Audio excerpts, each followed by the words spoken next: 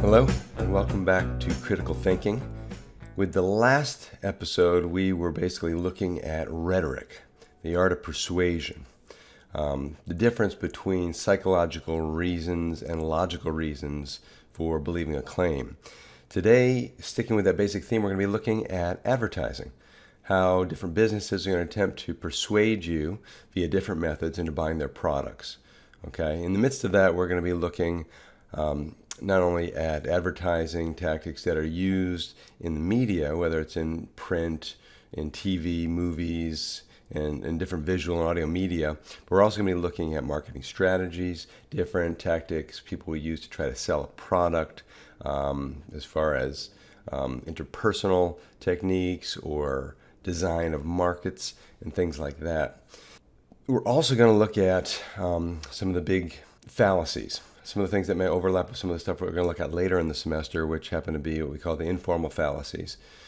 So I'm going to introduce those kind of as we go. And I just pulled up the PowerPoint, and I'm going to apologize to you guys right up front because the examples that I have are a little bit dated. Some of them are intentionally dated because I'm pulling examples of commercials that go all the way back to the 40s and 50s and stuff like that. But you could tell that most of the other examples are also dated as well because I'll point them out as we go. So let's not worry about that too much. Okay, so let's take a look at advertising tactics, marketing, and advertising tricks. This we saw last time, this idea of propositions versus pictures. And I think I used this exact same photo. Remember, very important, we're not dealing with propositions. And this is true not only of images, very often it's going to be true of advertising because advertising relies heavily on pictures and tries to avoid in many instances in making actual claims. But they're going to present things that sound like claims, and often you come away from an advertisement thinking a claim was made when a claim actually was not made. Sometimes this is done intentionally, sometimes it's not. This is the same with any kind of persuasion. Images and pictures are not true or false, strictly speaking, right? Because they're not propositional, and remember, propositions are things that have a truth value, whereas images don't have a truth value, but they are definitely persuasion or persuasive. So only claims can be evaluated as true or false. And we also have to be aware that what you see visually can often be manipulated digitally.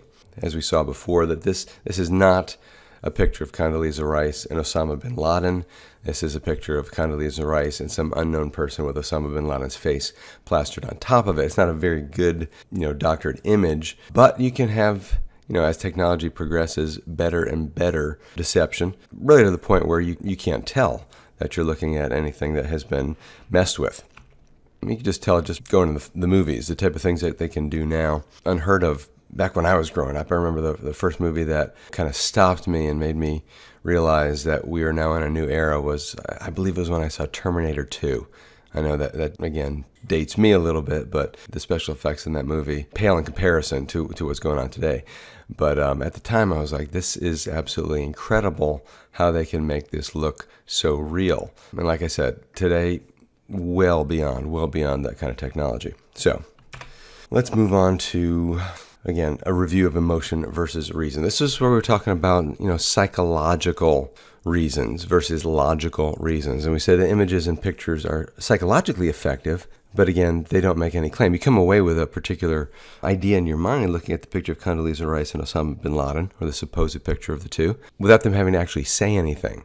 So it's going to move you, and that's what the whole idea of persuasion is. It's going to play on various human faculties, not just the reason, but of course the emotions, and that's where the psychology comes in. So they're going to elicit emotional responses in order to persuade, so giving rather a psychological motive for accepting a claim or buying something. That's what we're looking at here. Arguments attempt to prove something. That's the difference. They're trying to give logical reasons as opposed to psychological reasons. So I could actually, if I want, try to give you actual reasons why you ought to buy a particular product or believe a particular claim, and I don't have to appeal to the emotions, though the emotions are often much more powerful. It's actually something that's important when you understand how teaching takes place. Not that I always use this effectively in my classes, but the more vivid the experience, the more you're going to remember the lesson that was being communicated. So critical thinkers, you have to be able to distinguish good reasons from emotional responses. Number one, that's what this whole course is geared towards, the logical from the psychological. It's important to recognize the use of non-argumentative persuasion when approaching marketing and advertising. So that when you watch an advertisement, number one, they're actually enjoyable. But if you know what's going on, you could evaluate them in order to avoid being manipulated, which is very important, but also in order to kind of enjoy the art of the whole thing, because there really is a skill involved in putting together a good advertisement. So let's talk a little bit about market research. We are definitely a consumer culture. That is one of the big critiques of Western capitalist societies. We like to buy things. And market research has a very specific goal, which is to make money. Right? Companies invest in research and invest in advertising so that they can sell their products, so that they can make a profit. I mean, it's the whole reason you open a business in the first place, is to make a profit. Now, the means are by providing goods and services, right? The means for making the profit. And to be successful in business, you need very effective strategies. And the key to developing effective strategies is going to be to do the research. You want to identify your target market. Most of the time before you even start a business, you start to think of these things. But once you got the business going, very often you got to reevaluate these things, especially if you're not doing well in the beginning. You want to see, okay, what am I doing wrong? Identifying the target market is really important. Who am I selling to? Find out if the product or service actually fits what the customers want. Maybe you're trying to provide a service that is a little bit off from what people are actually looking for. So you might want to tailor your product. The research is geared to discover what we call hot buttons. Okay, what are the things that are just going to light up the response in the potential consumer?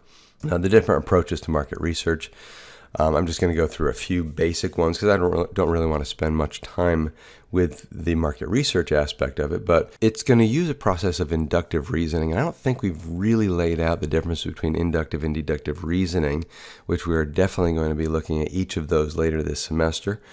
But inductive reasoning is the type of reasoning that uses data to try to come to a conclusion that will be highly probable, right? The better your induction, the more likely your conclusion is to be true. I think we did cover some of that in the early introduction session, but surveys might be taken. You look at focus groups, you send out questionnaires, you try to get a little bit of feedback from the actual community.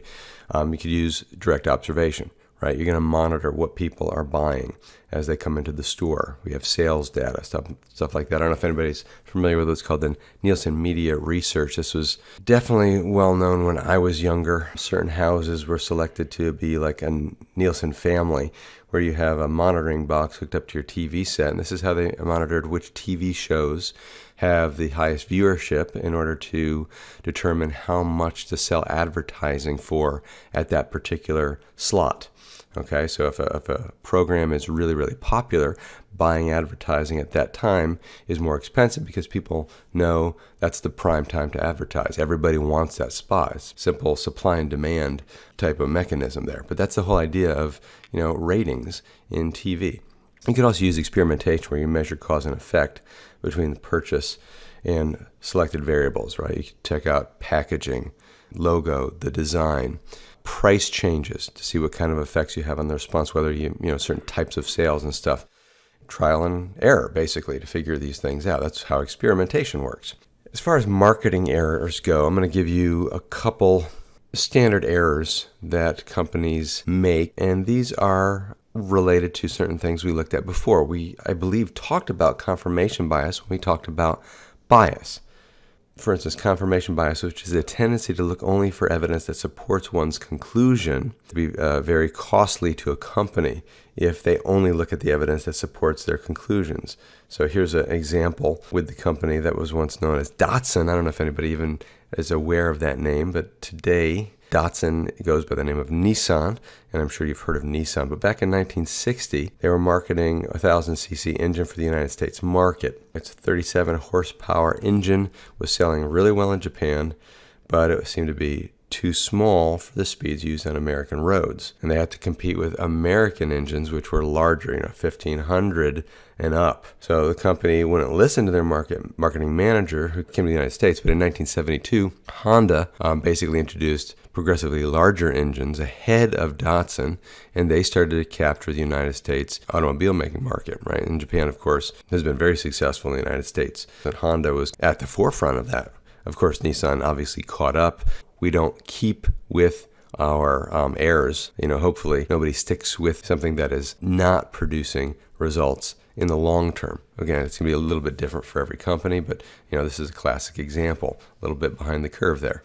Next error, and this is an example of one that was actually a company that stuck to an error a little bit longer than they should have. This has to do with what's called escalation of commitment or loss aversion. That's when a company continues down this wrong path rather than changing courses and cutting losses. And it's based on the idea that they've already spent so much money in this direction, they don't want to think it was wasted, so they stick with it, thinking that at some point things are going to turn around. So, example here, 1970s, this is again the Sony company, which has made a number of blunders throughout the years, was marketing the Betamax. And it was competing with JVC VHS. And if you guys don't know anything about VHS tapes, this is long before.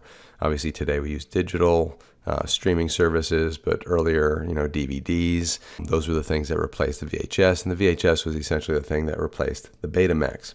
VHS was cheaper. It was outselling Betamax, but Sony continued to sell Betamax until 1988. So that's a long period of time throwing money in that direction. Now, from my understandings, Betamax was actually a much better product than the VHS, but consumers don't always purchase the best product. A lot of times they are after what's cheaper. And that was one case where Sony should have paid attention a little bit quicker and switched. So sometimes companies don't listen to the direct feedback from customers because they had certain ideas and impressions set in mind that they didn't want to part with. Okay, and some companies choose to use outside research companies to avoid this kind of bias. That's one of the reasons for independent market research firms. Another marketing error is just not understanding your culture. That might have been partly true with the example that I gave of Nissan, but I got some other examples right here. Companies also need to know who they're selling to, right? If you don't understand the culture, that's a great argument right there, by the way, for taking classes like humanities to understand different cultures, right? Because you want to be able to connect with the market. So it has a very practical effect when we're talking about marketing. I think one fairly humorous example has to do with the Gerber company, which makes baby food. They've been around forever. Gerber sales of baby food in some parts of Africa were not selling very well when they first got on the market in those places, and that was due to a cultural phenomenon where there was a certain degree of literacy. And the custom for selling products there was to have the picture of the product on the label, right, indicating what was inside. So when Gerber markets their products, and of course you're very familiar with the Gerber baby, and that's the only thing you see on the outside, they can't read the word tomatoes or strained peas or bananas. They see the picture of the baby. It tends to be a little off-putting because they're used to seeing whatever it is they're about to eat on the cover. And of course it looks like you're about to eat pureed baby.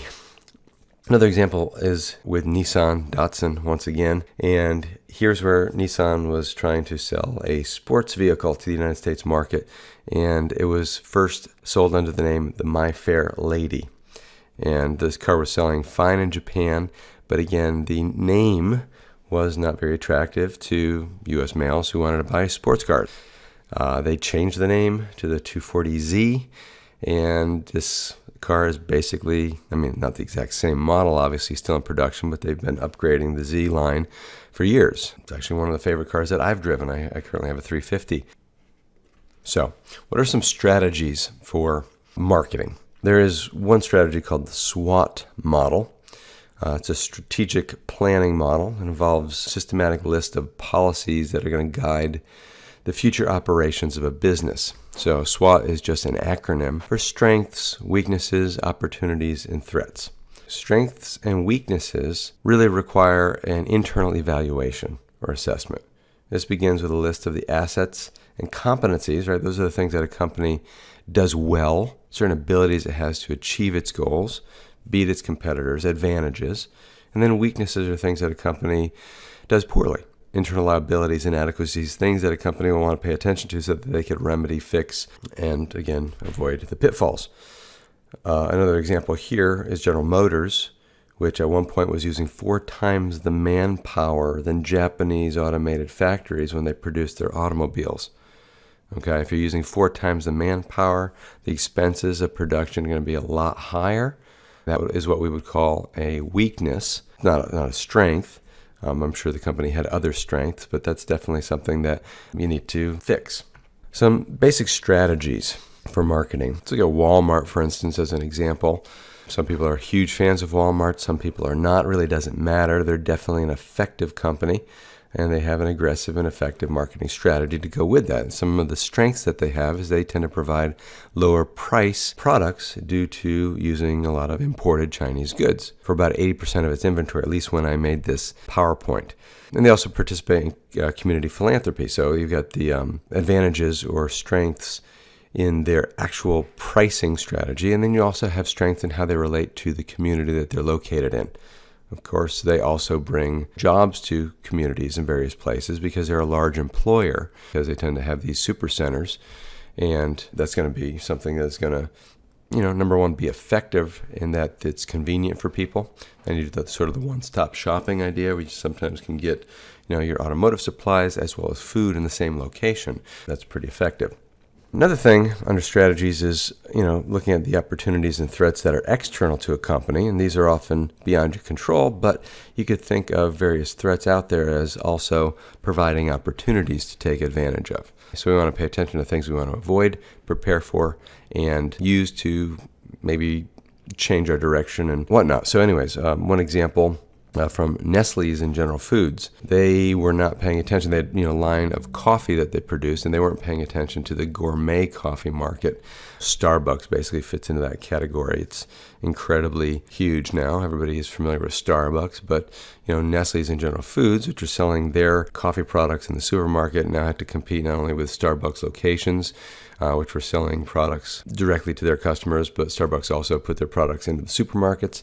So Nestle's and General Foods had to kind of revise, repackage, come up with gourmet versions of their basic products and things like that in order to compete. The more interesting example, at least from my point of view, is looking at the history of Lego Company. Their sales were going down back in the early 2000s because you had people getting much more interested in gaming, right? Xbox was selling, PlayStation was selling, and luckily in 2004, a new CEO saw that the actual old style Lego toys were not competing, and you start to have Lego go in a whole new direction, which included games, right? So the Harry Potter Lego. Not only do they have the sets where you have the themes, Star Wars, Harry Potter, or whatnot, but you've got the video games that now go along with it, where you've got the characters that are designed like Lego figures, but it's still for the gaming market, which was really a brilliant idea. And of course now, there's also the Lego movie, the Batman Lego movie, and all kinds of other expansions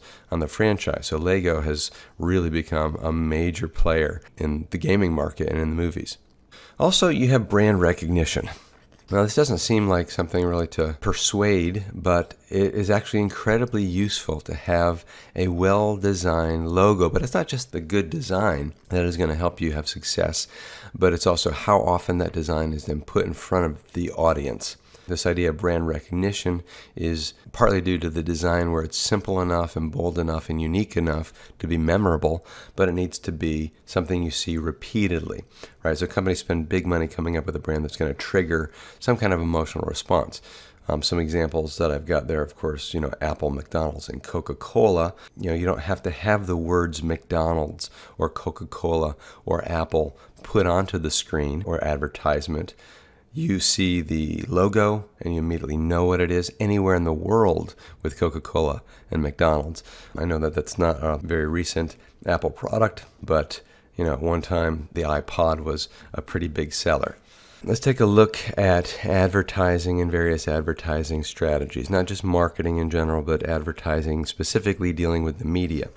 There are different purposes, and 3 of the main purposes for advertising in the media is to create product awareness. You want people to know that you are there. You also want to inform the customer, right, that the product is available. And when I say inform the customer, that could involve telling the customer a little bit about the product, but a lot of times it is really not going to be geared towards real information, as we'll see. And then the third, and maybe the most important, is to motivate the customer to demand or want the product, okay, and create some kind of brand loyalty. So it's going to use persuasive techniques.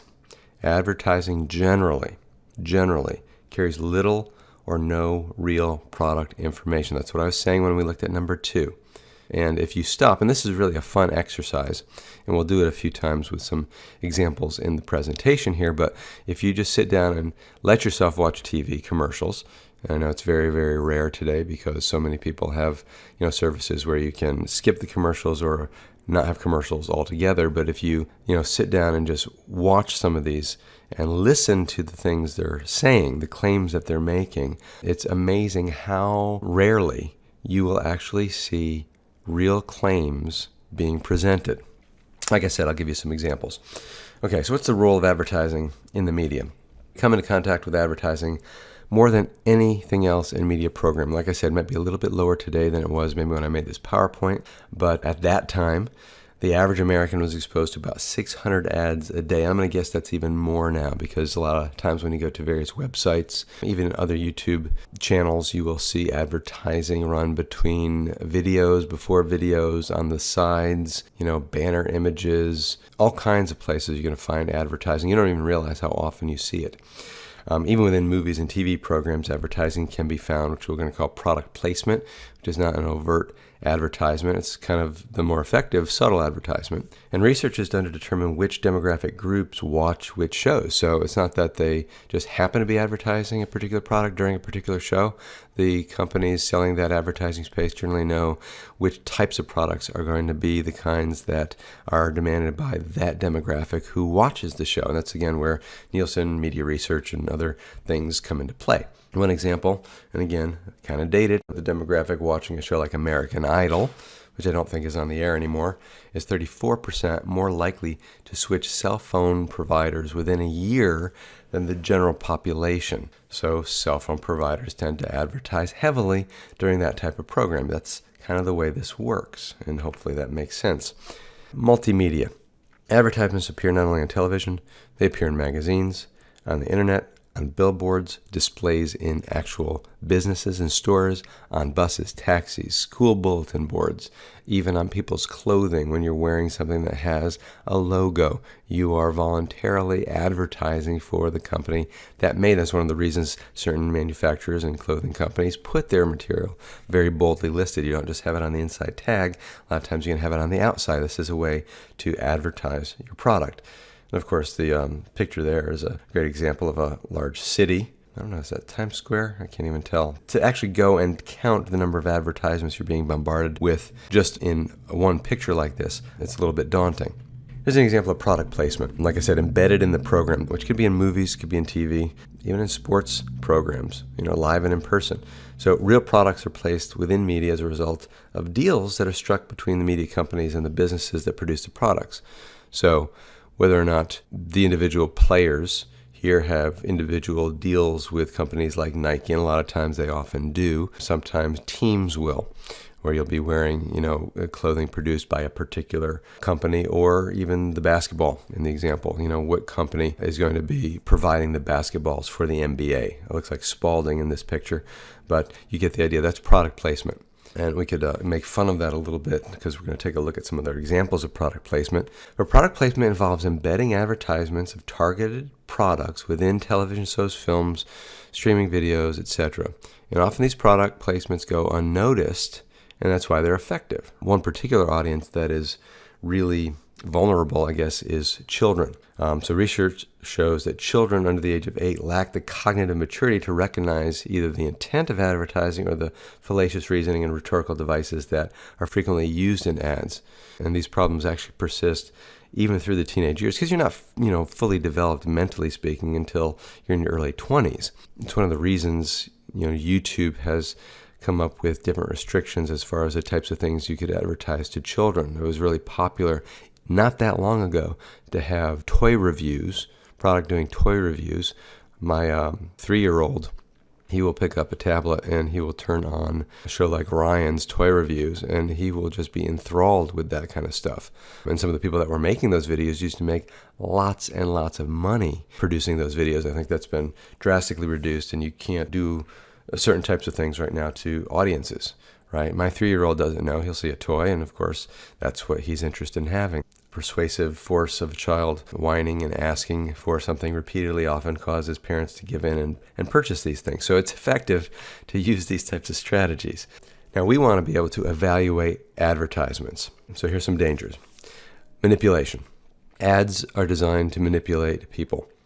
Rather than using reason, they're going to appeal to emotion through basic fallacies, rhetoric, loaded language, images, and so on.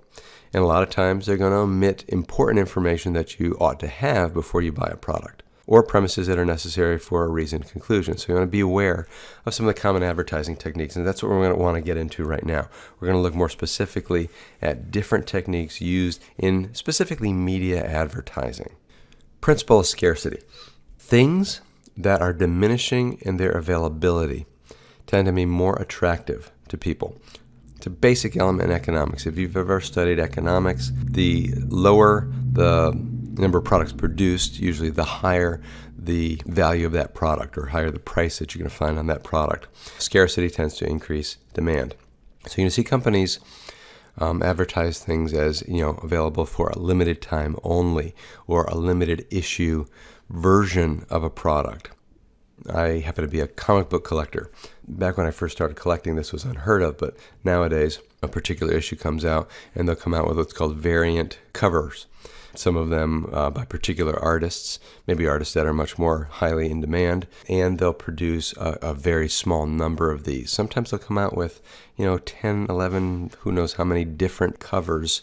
You buy the regular cover, it's the easiest to get a hold of. And when you're talking, collecting, you go to places down the road and you try to see what's this worth. Of course, the regular cover, which has a huge print run, is going to be much lower in value than the cover that has, maybe 100 copies that were printed. Okay, so again, it's straightforward supply and demand. You've probably had a reaction to this type of advertising, especially if there's something that you're interested in, and when it comes across your computer screen, and they'll tell you, you've only got a certain amount of time left before the special disappears forever. You're going to be really thinking that you need to jump on that real quickly, right? I mean, it's very effective because you don't want to miss that opportunity, right? You may already want the product, and now you're just going to be forced to do it a little bit quicker than you might have, rather than stop and say, okay, is this really the best product to get? Rather, I could look at other options that are out there. And that's the idea of critical thinking through advertising is, are there other products that provide the same service or do the same job that are maybe cheaper, maybe better? And that's where the individual needs to do their research, not just the company doing research. I think everybody ought to do their own research before you end up buying something. And this principle of scarcity tries to cut out the time you have to do that. So, all right, subscribe today. Limited issue. Disney used to do this all the time. Nowadays, of course, you've got Disney Plus, so you've got the majority of their films, directly available in the streaming service. But again, that's a sales technique all its own. Back when they first started releasing their animated features to the VHS community and then to DVD, they would release something only for a little while, right? Sleeping Beauty would come out, Snow White would come out, and it would only be available. It wasn't just that they advertised it as limited issue or available for a little while. They actually did pull it after a certain amount of time, and people knew that they wouldn't be able to get it. So everybody tried to get a hold of it right then and there. And this was really effective in the beginning because those movies hadn't been put onto VHS. When I was growing up, if you wanted to see a movie and it didn't happen to come on TV, and that was only, at a particular time, if you missed it and you couldn't record it, you're out of luck. You have to wait for it to come to the theaters. So, it's a different world today, but that's a really effective technique, scarcity. Moving on. Principle of association. Here, you're, should we say, grouping images with products in order to sell a product by selling the image. Particular image. I'm talking about some type of wouldn't you like to be like this too image. Very effective to connect sports and alcohol, right? Beer commercials very often use people in sports. Cars and smoking, this might not be as popular as it used to be because smoking ads are not nearly as available as they used to be. This is also related to a fallacy called the category mistake, where you're mixing two things that don't belong together. So, what exactly is the connection between sports and alcohol? Besides, a lot of people that enjoy sports also happen to enjoy alcohol. It works. Transference, there's a number of types of association. Transference is where you use favorable images and personalities to make a connection. right? You associate one's feelings for the image with the feeling for the product. And it's very often effective to use celebrity testimonial or even celebrity images and present the celebrity as some kind of expert or authority. And there's a fallacy we'll study later on called the ad verecundiam fallacy, which has to do with an appeal to an illegitimate authority. And that's exactly what a celebrity generally is. What's the relationship between that celebrity and the claim that they're making, right? As if they know what they're talking about. Why should I get a MasterCard just because I see Usher's picture associated with it? Okay, or drink milk because Danica Patrick is in the advertisement. It's effective. Class identification, again, related as well. Just selling a lifestyle rather than really the product, right? You want to be associated with maybe the upper crust. A snob appeal is what we might also call a little bit more familiar title, right? Is it fashionable, world famous? That's one of the other reasons to use celebrities, not just because they're familiar, but because they're also associated with a particular lifestyle that we might want to have. You know, Elizabeth Taylor for years, the whole White Diamonds line, but she was, a huge movie star in her day, very glamorous. You get this idea of being kind of upper crust aristocrat, not that she actually was, but Louis Vuitton using against celebrities. But again, just the name itself has been connected with privilege and position and stuff like that. Then there's the really, really effective use of sensuality. Right? Sex sells, the old saying. It's another type of association. The appeal to sex doesn't matter to the audience. I mean, used to think normally that, using female figure in advertising, but it's just as common to use, males, females, doesn't really matter. You're using some kind of appeal to the human body. Again, the image is very persuasive. I think we're kind of hardwired as animals to respond to that type of stuff. So why would you advertise chewing tobacco in this particular manner? Because it works. Then you've got wish fulfillment. This one you're trying to associate with kind of dreams, fantasy, what we would like to happen, visions of the future, the whole get rich quick thing. As often as people are aware that it almost is always false, that it doesn't really work, that actually is too good to be true, we still fall for it. Millions are being paid out. Get paid weekly, $5,000 monthly bonus checks, and do it from home, right? Sounds easy, sounds simple, sounds like an opportunity to make money. And everybody, well, not everybody, but a lot of people, need an income, especially in times like today where you've got, the economy not doing really well and everybody kind of quarantined due to the coronavirus. Wish fulfillment, it definitely keeps people trying these things over and over again. And of course, you try it for a little while, realize it doesn't work and get out, but there's always somebody else behind you that's willing to try it as well. Principle of authority, we kind of mentioned this a second ago, and I mentioned use of celebrities, the ad verecundiam fallacy, which is appeal to a false authority. This is again where we will associate a product with a personality. Right? We're more likely to follow the advice of somebody that we see as an authority. Here I'm using this a little bit differently than the other picture because here we're trying to associate, sneaker sales with an athlete, which is, a little bit more understandable as an association than Danica Patrick and milk. Because an athlete, of course, uses footwear that is geared for athletics, right? And that's what sneakers are. Same thing here with Michael Phelps and Subway. You think of Michael Phelps as an athlete, should be very healthy. Had a reputation, by the way, for eating tons and tons of food, a huge calorie diet as he trained for the Olympics. So, to advertise him with a company like Subway, which is trying to hit a target audience that was interested generally in health-conscious fast food, it was kind of effective. Then you've got the principle of commitment. This is not necessarily media directly, but it's also something that is, kind of in-person sales, especially with some of the companies like I've got on screen, which we think of, I want to say like a pyramid scheme, because, that's a kind of a derogatory way to refer to some of these, but network marketing is an example. So we're more likely to agree to things that are consistent with ideas that we already are committed to. Some sales techniques request a small commitment to something that's going to lead to something greater. So companies are going to ask you to invest a little bit up front to buy the product and use the product if it's something that you're going to be selling. Amway, been around for years. Okay, and then they have the Quick Star, which was kind of their online shopping variation. I don't know if that's still around. I know Back when I was in high school, the first time I was introduced to Amway, actually did it for a while. Started to use the products and then to try to sell the products. But Amway, like I said, very successful company. Some people made a lot of money doing it. Other people didn't. I, of course, didn't. The red ribbon for the AIDS movement. If you get somebody to wear something to support a cause, you're more likely to donate to that cause. So that's this idea of commitment as well. A very famous Seinfeld episode, but I love the episode where Kramer is doing the AIDS walk to try to raise money for AIDS, but he didn't want to wear the ribbon, and he got into all kinds of... Anyways, you can see the episode yourself. Classic. I think it's probably one of the best sitcoms ever. Then you've got the principle of personality appeal. Again, not referring to celebrity personalities, but to the personality of the people who are selling to you. People are more likely to buy from people that they like, which is why companies use things like the Tupperware party or the Pampered Chef party. I'm going to get involved in a company like this. I'm going to invite a bunch of people to my house, and we're going to have a Pampered Chef party. So who do I invite? Friends, family, people that like me and will probably end up buying something by the end of the evening. Another trick is the use of consensus. It goes along with a fallacy called the bandwagon fallacy.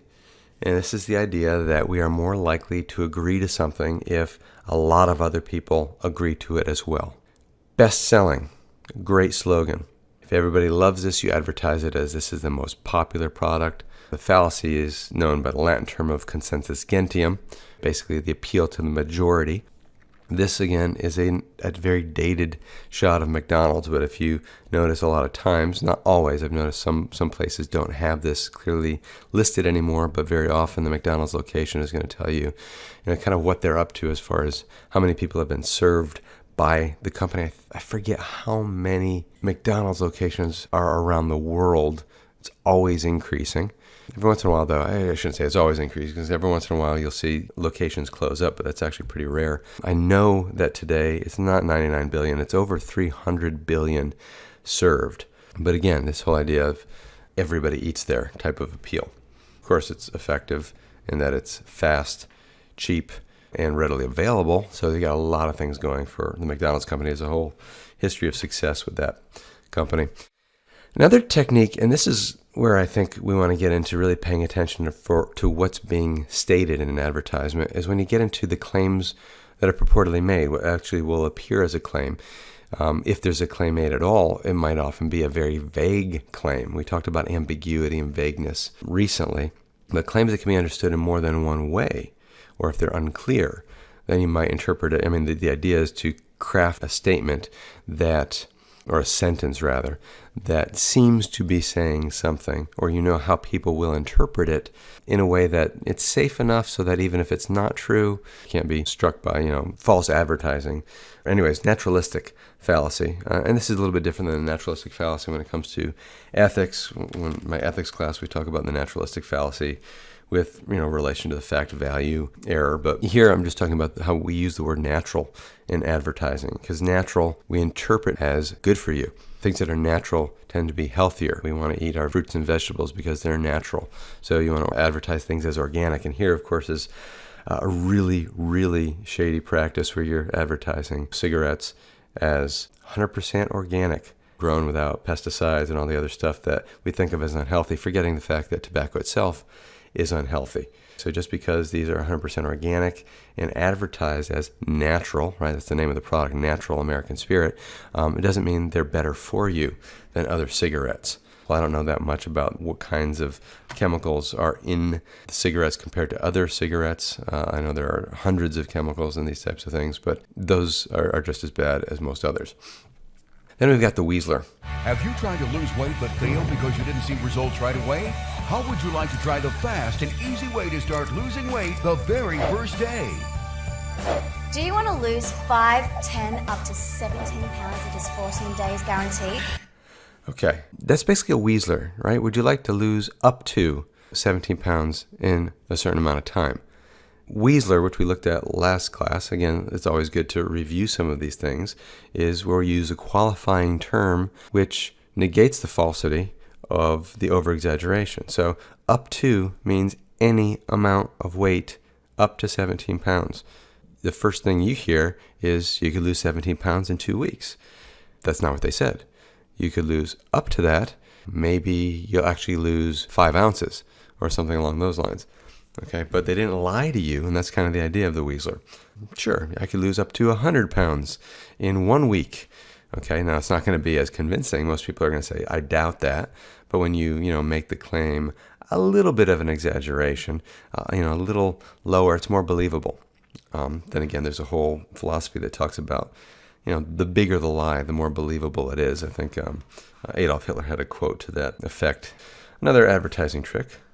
Oil companies have changed my country. Oil companies can make a difference. We have the chance to rebuild the economy, Create jobs, keep people healthy, and improve schools. and our communities. Okay, I don't need to play the entire story, but we have the opportunity to do this. Oil companies can change our countries. If you think about it for a second, most of the statements that have been just put in front of you in an advertisement like this are basically what we call meaningless. It sounds like they're making a claim. They're not actually making a claim. They could be true, but they're not saying that we are making a difference. It's not saying that anything actually is happening. What does it mean to say an oil company could make a difference? Right? Is it a good difference? Is it a bad difference? What exactly are you saying? It doesn't matter, okay? Because it sounds good. You get the right music in the background. If you're using questions, imperative exclamations, I think we already said that those aren't claims at all. Certain types of statements or sentences aren't claims. Proposition has to have a truth value. And a lot of times these claims are void of any actual information. When I say people don't realize that X is the best-selling product, okay? If you think about it for a second, I didn't say that X is the best-selling product. I said people don't realize that X is the best-selling product. Maybe they don't realize it because it's not the best-selling product. This is a claim about what people realize, not about the product. And you will see this over and over and over again when you watch commercials. Or we guarantee to cover the majority of your closing costs. What exactly does that mean? How much? I mean, strictly speaking, 50.1%, and maybe they want you to think they're going to cover almost all of it, and maybe there's certain qualifiers. I mean, they're not going to put all that out there because that's not going to help them sell. The next one. Ready, kids? Ready, Peggy? Okay, find the Trident. I'm throwing Trident into the pool? Mm-hmm. Trident's fresh pack is airtight to seal and flavor. Peggy! It is fresh. And soft. And see, 4 out of 5 dentist survey recommend sugarless gum for their patients who chew gum. Classic advertisement. I apologize for the quality of the video, but here's the essential backed by science claim, right? Persuasion via appeal to statistics. Here, 4 out of 5 dentists recommend. Now, these studies generally lack objectivity. They're not normally done in a real rigorous, scientifically controlled way, and they present only limited or favorable results. This often relates to the fallacy known as suppressed evidence, where I'm only going to give you the evidence that's going to support my point of view or get you to agree with what I have to say and not the other side of the story. But if you think about 4 out of 5 dentists recommend that claim could very well be true, but it could be true maybe in a situation like this. Let's take, for instance, where I've done a survey of dentists and asked them if they recommend, this particular chewing gum. And maybe I have surveyed 1,000 dentists. And maybe out of that 1,000 dentists, maybe 4 of them recommend the chewing gum. I could still say 4 out of 5 dentists recommend it. I'm just going to take a small portion of the survey and just use those 5 dentists. 4 that said they do and the 1 that said they didn't, and I'm fine doing that. Okay, sounds a lot better than saying 4 out of 1,000 dentists recommend it. So you can manipulate statistics in a certain way, and that's going to be persuasive. It's just another reason to avoid some of this stuff.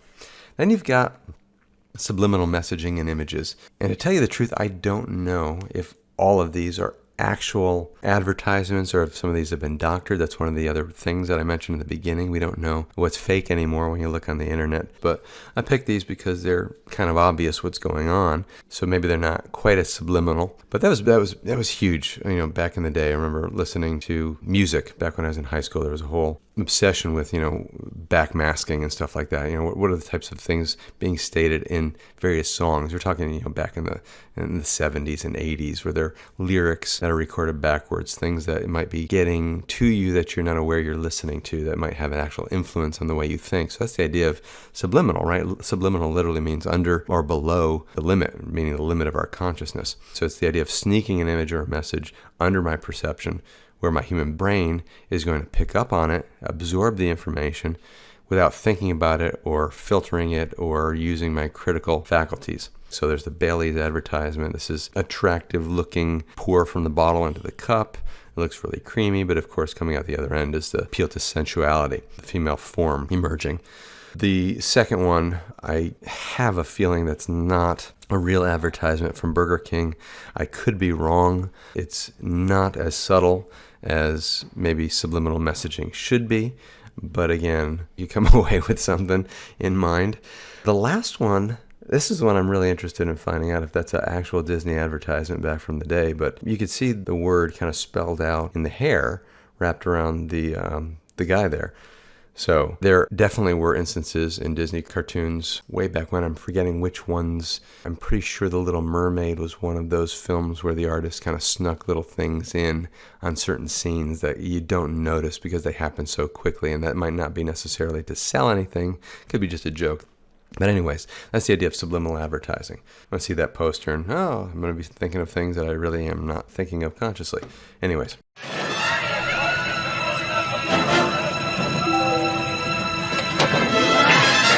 Notice in the background, it becomes a little bit more obvious there.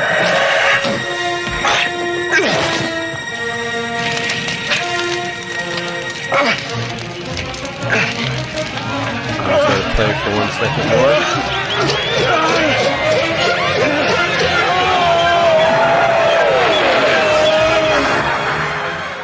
Bingo.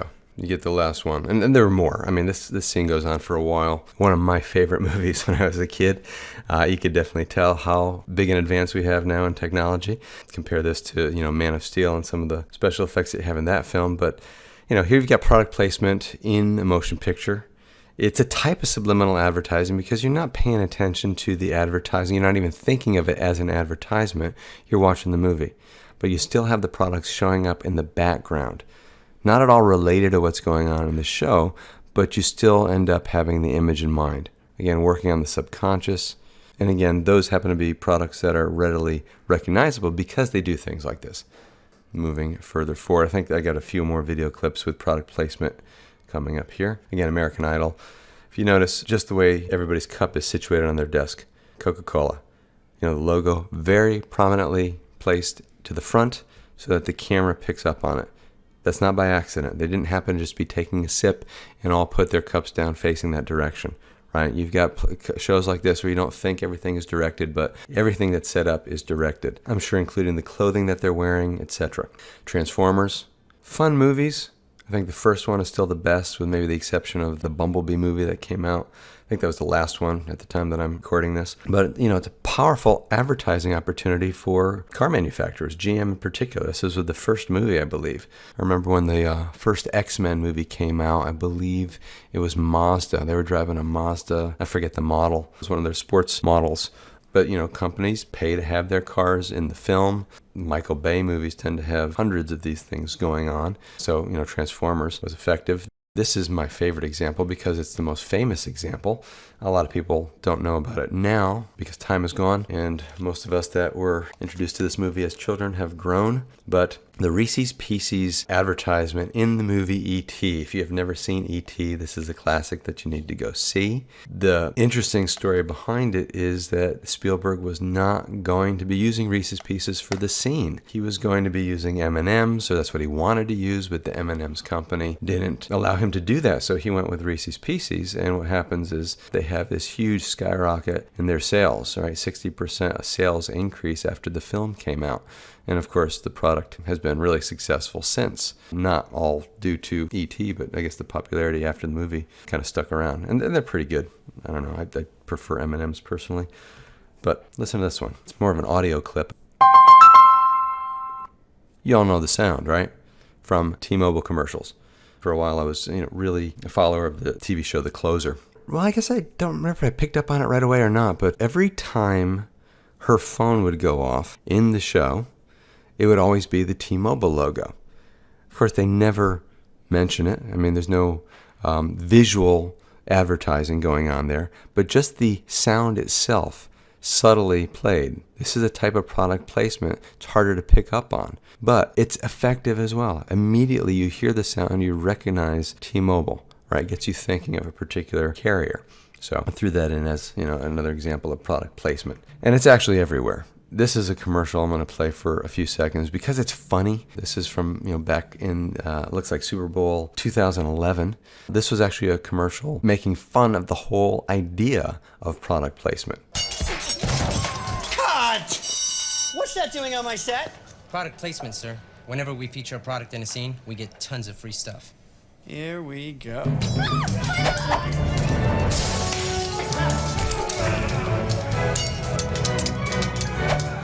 Really? My lady. It's a sure sign of a good time. It's just right taste of Bud Light. Here we It's obvious what they're advertising, but they poke fun at the very fact that they do this all the time. So pay attention for that in movies. If there's a product in a movie, you know that company has paid for that advertising space. Here's another great example. If you're familiar with Wayne's World, this is a very funny movie, and they do the same thing. They make fun of it in the movie. The fact is, he's the sponsor. And you signed a contract guaranteeing him certain concessions, one of them being a spot on the show. Well, that's where I see things just a little differently. Contract or no, I will not bow to any sponsor. I'm sorry you feel that way, but basically it's the nature of the beast. Maybe I'm wrong on this one, but for me, the beast doesn't include selling out. Now, I was going to show a clip that actually found on YouTube that has a ton of different examples of this. And not only do you see product placement in movies, a lot of times they will change a scene for foreign release. I know there was a scene, I'm trying to remember the movie, I think it was Demolition Man. They showed the American release where they're talking about a particular fast food chain. I don't remember if it was McDonald's or Burger King. Doesn't really matter. And then they showed the release for a foreign market where they changed the franchise to something like Taco Bell. And that has to do with, what's available in that country, what's more popular in that country, where the advertiser, might not be marketing in this place or that place. So it's interesting how they do that. Then you've got the way you package material. This could be direct packaging itself, or the way you sell it through images. That's called the technique of gold foil, where you use some kind of fancy packaging to make it look more appealing, whether it's vivid colors, interesting designs, something that's going to make the product stand out from other things that it might be placed next to on the shelf. So the thing with the pictures, I love this example using food photos in menus right there in the restaurant are always going to be so much better looking than the actual product that it comes out to you on the plate. Not in all places, obviously, but they very often, sometimes they're not even real, right? So they stage these photos to make it look as tantalizing as possible or more enticing than it actually is. This is a great little ad that I found that shows the photo that would advertise the Big Mac and then an actual Big Mac after you unwrap it. If you showed the photo of the actual Big Mac, it's not going to sell. You need something that looks juicy, looks thicker, looks like it's, a substantial burger, not something that's kind of pounded down flat and with wilted lettuce hanging out the side and stuff like that. So again, how you present the image is very important. Other examples of the same type of thing, the Arby's roast beef sandwich, breakfast burrito. We've all been disappointed when we got the food.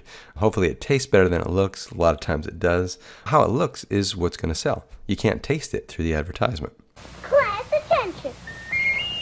Forward march. Oh, I'd love to be an Oscar Mayer wiener.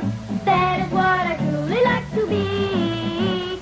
'Cause if I were an Oscar Mayer wiener, everyone would be in love with me. I don't know that I've heard that song in a long time, but another technique or trick is the use of jingles. I shouldn't call them all tricks. I mean, these are techniques, really. Sometimes they're tricks, but they're definitely techniques. The jingle, right? This is the idea that you want to use something that's catchy. Now, I don't know if that would go over as well with the modern audience the way it did back in the day. This is 1965 when that commercial was released. That song was still around when I was a little kid. in the early 70s. I knew the song. Everybody knew the song.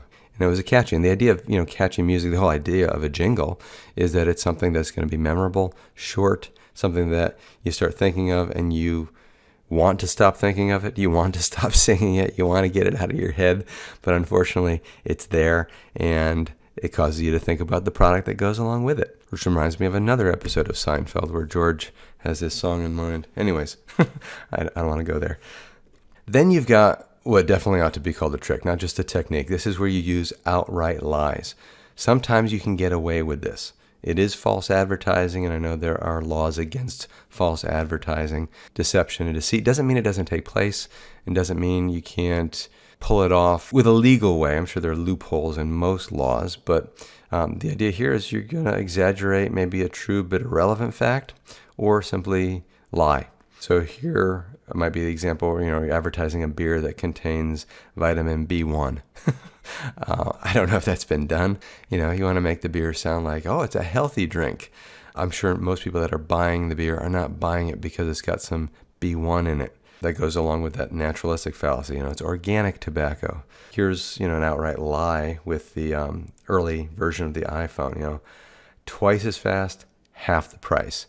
I don't know. I've never seen an iPhone that's half the price. Maybe it depends on half the price of what, right? This is the area of vagueness that you want to capture. It's definitely not half the price of other competing brands because Apple tends to have one of the highest priced products on the market. But they can get away with that. Why? Because the demand is high. Empty promises, another type of false advertising where advertisers are going to offer you something that a product really can't deliver. Of course, you do this sometimes as a joke, right? Here's a lady walking what appears to be some type of maybe a velociraptor. I don't know my dinosaurs as well as I ought. They would still be here if they hadn't caught a cold. Don't know if that's true, but it really doesn't matter. You get the point of the messaging. That's not that big a deal. I mean, it might be literally false advertising because it's a lie, but I don't think it's the type of false advertising that would be generating a lawsuit. Then we've got the sales tricks. These are the principles that are used to get somebody to buy something. Maybe as a salesman, you might take advantage of these types of things. It might not be in direct advertising through the media, but in personal interaction. So let's look at some different ways that markets try to sell to customers. The principle of reciprocity, right? This is the idea of, I'm going to give so that you're going to give. We tend to believe that we're obligated to give back when people give us something. Kind of trained into us, maybe even as children. This idea of sharing, or, if somebody gives you something, you ought to say at least thank you, right? So there's this idea that there's a response to generosity from others. And it tends to be somewhat universal from culture to culture, this idea of indebtedness. It's part of our social experience. And it's very hard to resist the sense of obligation once it's ingrained within you. Here we could use the idea of favors to induce a purchase. An example being, picking up the tab for a client. This is maybe good advice if you're actually in sales. You take somebody out on a business lunch. I'm going to pick up the tab, and therefore the other person is going to feel some type of gratitude or indebtedness, right? Maybe they're going to be more likely to buy from me once I do that. I might want to give samples out. No obligation, right? Here's a free trial of the product. Companies do the free carpet cleaning. We'll come in and we're going to clean, one room of your house for free. And once they're in there, of course, they've done a room. You feel like maybe I ought to pay them to have another room done. Those types of things. Very, very effective. And companies are willing to spend a little money to do this. It's actually maybe even cheaper than spending the money on the actual advertising. It is a form of advertising, so that might be a misspoken a little bit. Benevolence. This, of course, works best when it's not overtly self-serving. Seems to be for the benefit of the recipient. Some companies will do this. March of Dimes, gives away personalized mailing labels. Find these showing up in my mailbox every once in a while. Not that I send mail all that often. That's much less today than ever before. People are not using the postal service the way they used to because so much is done on the internet. But March of Dimes, I believe, still does that. Fortune magazine, right? They were giving college professors free issues to try out for classroom use. It introduces, of course, the materials to their classes and, of course, is going to benefit Fortune magazine in the long run. Other techniques that are used in the supermarket, I find these fascinating, the way human psychology will work here. Environmental control. If you've gone into a supermarket And I'm talking, specifically grocery stores. You'll notice how many grocery stores are actually designed along the same layout. And that is not by accident. There's studies that have been done on human psychology and what's going to be the most effective way to set up the atmosphere, the shopping experience, right? The physical atmosphere of a supermarket is actually designed to motivate spending and to maximize spending. So let's take a look at some of the techniques that are used. In supermarket design, the entrance. It's always going to be very easy to get into the store, a little bit more difficult to get out of the store. So the entrance is going to be in one location. The exit, sometimes you're going to have to go through an area to get to the exit, through the checkout area, or wind your way around the store in some fashion before you get out. And the idea is the longer you spend in the market, the more you're going to spend on products. One of the first things you hit when you enter the supermarket, you almost always enter through the area where you've got the fresh produce. It's placed up front, and that's for a reason. It creates a certain atmosphere of relaxation, comfort, trust, partly due to the colors. There are lots of colors in the produce section. There's this idea of freshness, health, feels good, also smells good. Okay, so that's the first thing you encounter when you get into the supermarket. And of course, that's designed to pull you in a little bit deeper into the labyrinth of the shopping experience. So colors. How are colors used? They've done studies on how we react to colors. Again, you could probably look up different journals on psychology to find out some of the tests, but red attracts our attention. Green recalls freshness. Some of this is just, obvious. Blue releases trust. That might not be as obvious, but apparently, we have a reaction of trust when we're presented with the color blue. The supermarket, the perimeter, right? That's your main path.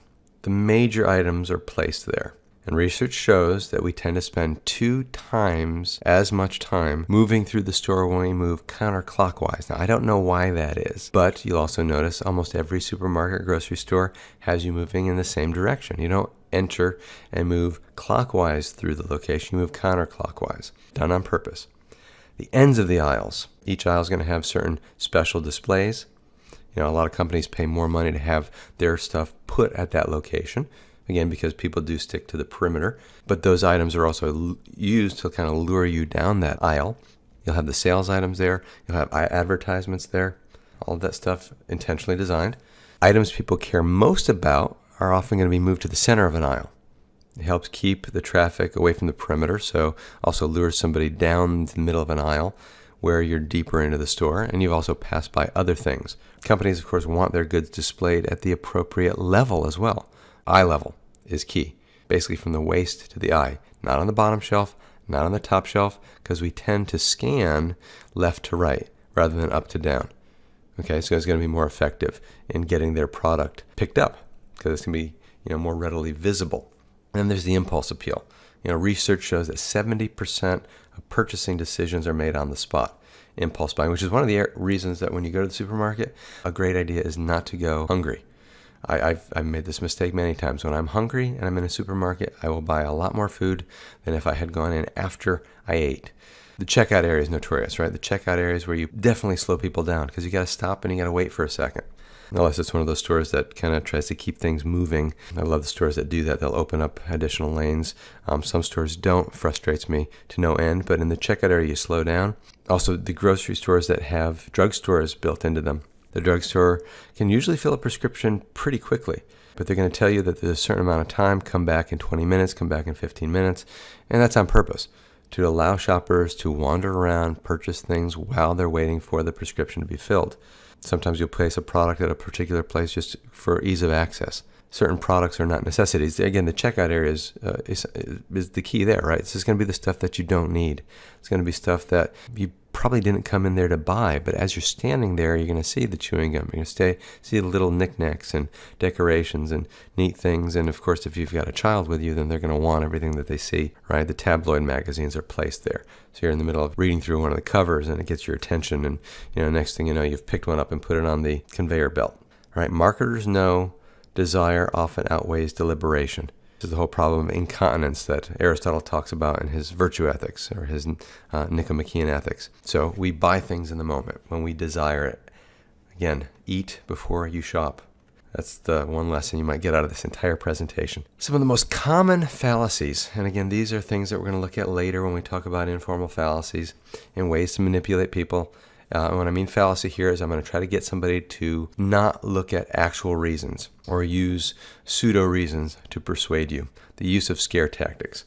Advertising that uses scare tactics is going to try to play on particular emotions. There's a whole branch of informal fallacies that have to do with emotional appeal.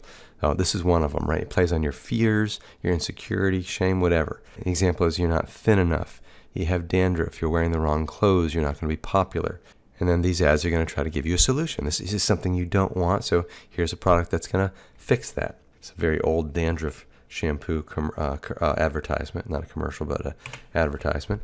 No smoking campaigns. I mean, there's obviously a good reason not to smoke. It's really not good for you, but you want to give a picture of a guy in the worst possible shape with an image of, no smoking. And you get the idea. Here you're using, again, he's not making a claim, but you get the idea. I love this one. It's from World War II, where you've got the claws of the evil Axis powers coming for your baby, for your children, and telling you, buy victory bonds, support the war effort.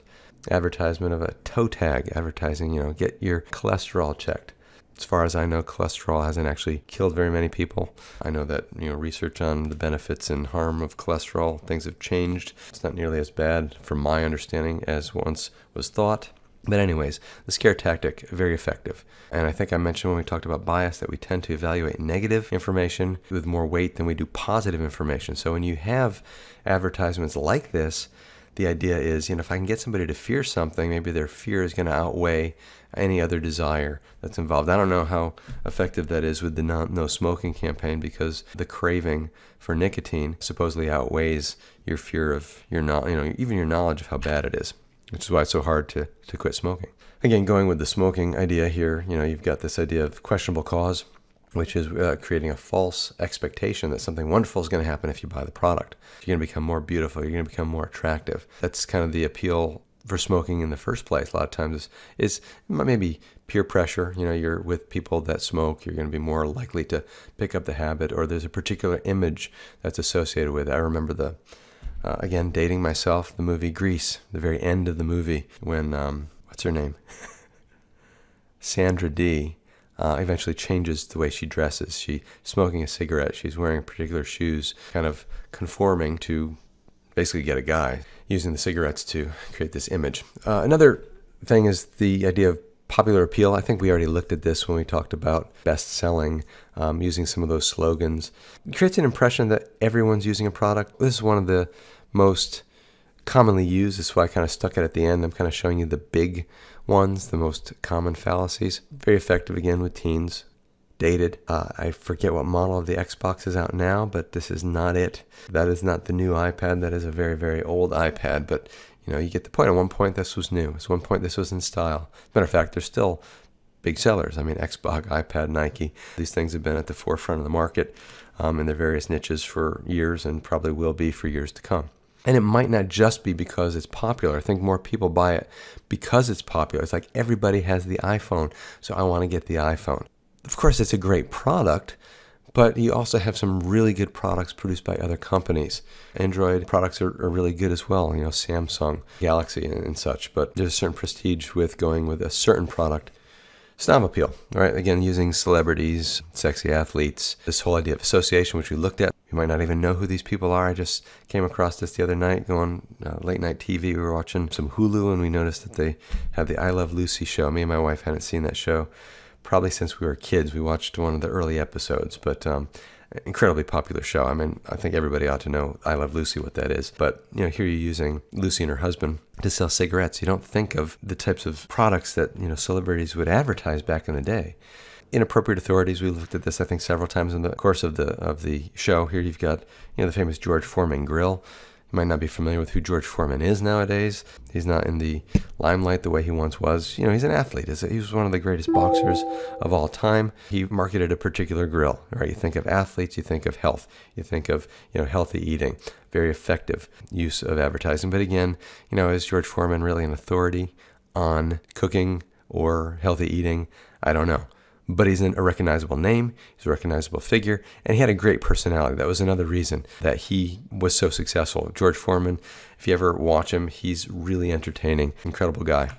Here you've got just hasty generalizations, amphibology, right, grammatical construction, different ways to make, again, vague claims. They are incredibly useful.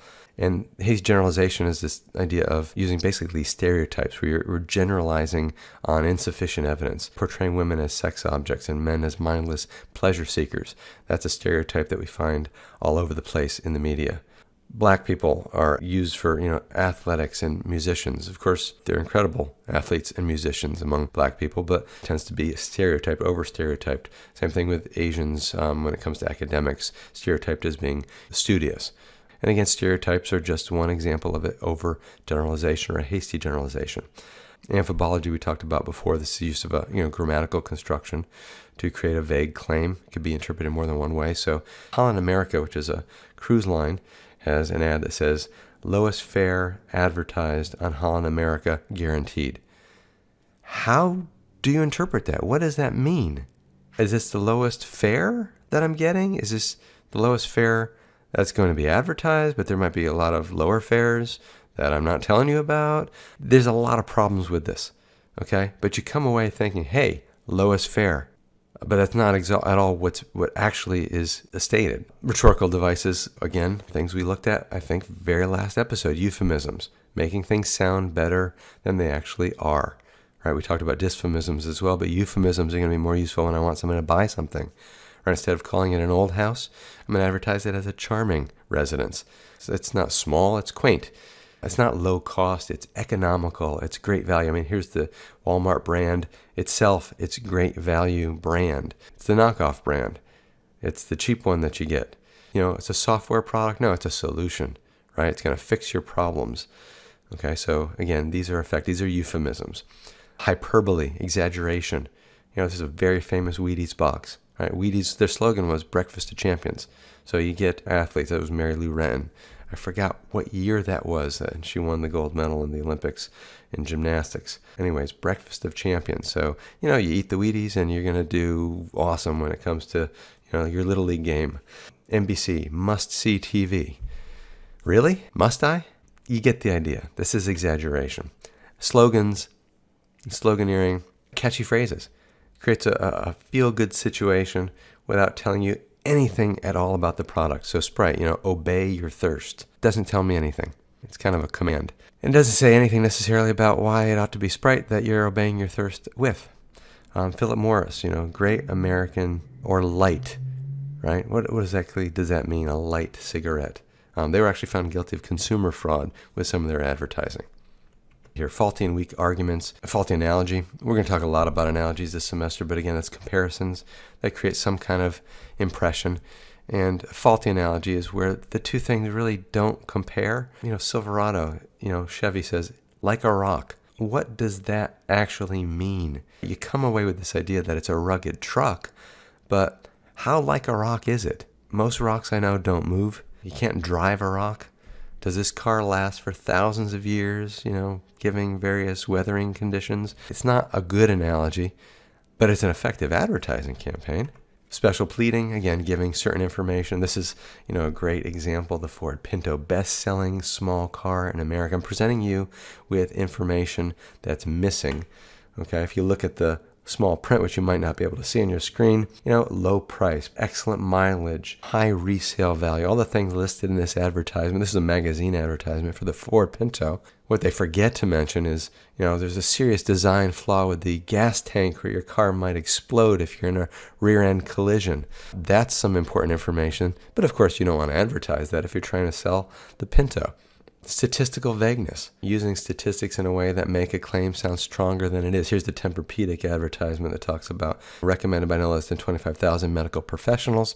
It's a substantial number, but who exactly are the medical professionals that you're referring to? Because that's vague. Talking about doctors, nurses, massage therapists, pharmacists. Who exactly was asked and how many were asked? There are over 600,000 physicians alone in the United States.